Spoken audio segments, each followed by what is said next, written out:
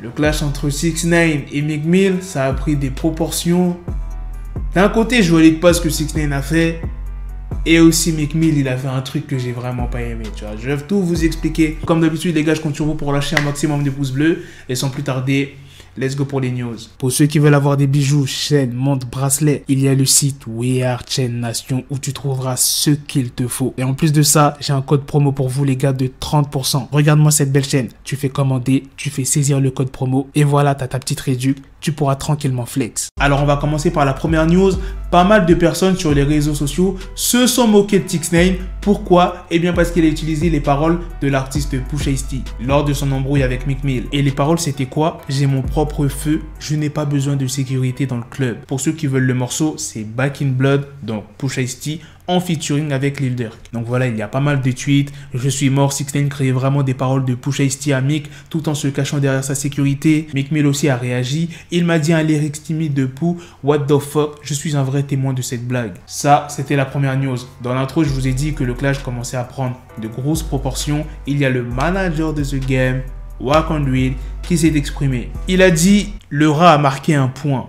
Tout le monde a vu ce qu'il s'est passé, c'est un vrai truc. Vous vous la racontez sur vos chansons et la façon dont vous vous comportez, mais négro, quand c'est l'heure d'y aller, c'est l'heure d'y aller. Le négro s'est arrêté, quand il dit le négro, il parle de Meek Mill, crachant dans sa bouche, parlant de façon grossière, t'es une honte pour la ville dont tu es originaire. Si t'as peur de la police, arrête de parler à 6ix9ine. Si un homme avec lequel j'ai un problème m'approchait de façon menaçante, il sera attaqué. Ta team contre la mienne, si tu veux que ça se passe comme ça. Dans tous les cas, ça fera de la fumée. Il est venu te chercher, n'attrape pas la caméra, sors ton poing ou attrape le pacemaker. Non, il a bien parlé, Wakandweed. En vrai, je suis d'accord avec lui, oui et non. Quand une personne vient vers toi de manière menaçante et que c'est une personne connue, si tu attrapes ton téléphone direct, c'est que c'est pour le buzz. Ou bien pour te protéger, pour avoir une preuve.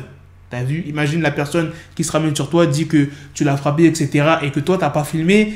Tu vois, même si tu dis que t'as rien fait, il n'y aura pas vraiment de preuve. Mais c'est vrai que dans un sens, il y a une personne qui pull up sur toi de manière menaçante, qui commence à gueuler, nanana, qui commence à faire du boucan et tout. Tu vas pas sortir ton téléphone, tu vas commencer à... Tu vois ce que je veux dire? Mais dans le cas de Meek Mill, c'est compliqué, il ne pouvait pas faire ça. Meek Mill, il a un casier judiciaire, ça vous avez oublié, hein? Toutes les polémiques qu'il y a eu quand il était en prison, etc.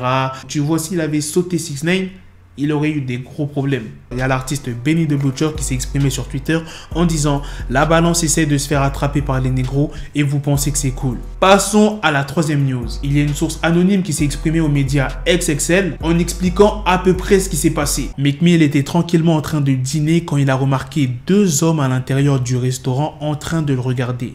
Il s'avère que ces deux hommes faisaient partie de l'équipe de sécurité de Tekashi.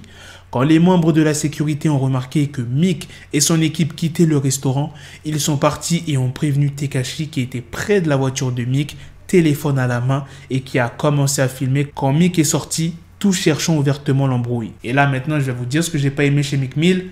Après cette embrouille, Meek Mill a dévoilé un court extrait d'un diss track envers 6ix9ine. Je suis pas vraiment sûr que c'est un diss track, mais dans l'extrait, il parle de balance. Et récemment, il y a eu son embrouille avec 6ix9ine. Et là, maintenant, il dévoile ça sur Instagram. Donc, pour moi, c'est clairement un diss track. C'est visé pour 6ix9ine. Et c'est ça que j'ai pas aimé chez Meek Mill. Pour moi, c'est une tentative de buzz. Voilà, les gars, c'est la fin de cette news. C'est aussi la fin de cette vidéo. Dites-moi dans les commentaires qu'est-ce que vous en pensez de toutes ces news autour de l'embrouille 6ix9ine, Meek Mill. Là, je vous ai dit toutes les dernières news qu'il y avait, tu vois, le manager de The Game qui s'est exprimé, Benny the Butcher, enfin bref, tous les gens qui se sont moqués de 6ix9ine par rapport aux paroles qu'il a sorties, de l'artiste Pusha T, enfin bref, je vous ai tout expliqué, donc dites-moi ce que vous en pensez. Sur ce, on se donne rendez-vous très prochainement les gars pour d'autres vidéos news. Prenez soin de vous la famille, peace.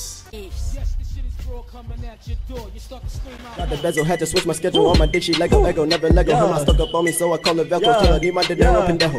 Hit my metro if it's about the peso, like it's Go Diego. Make it right on schedule. Got a pistol on me with the dickest endo. Bitches in the back just like a fucking echo. Hey, that bitch told me you got pencil dick. She grip on my dick like a selfie stick. I got a big gun, I need help with it. To wet your babe up, Michael fell with it.